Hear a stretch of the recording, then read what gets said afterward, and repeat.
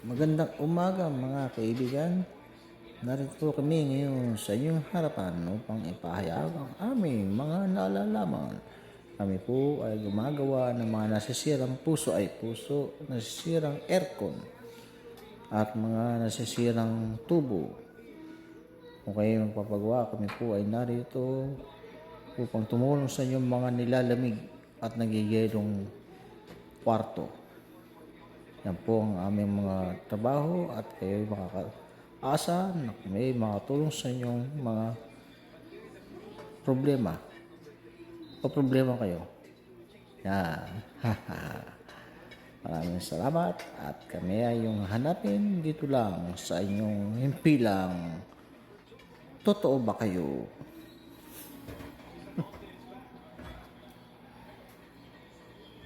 Bye-bye.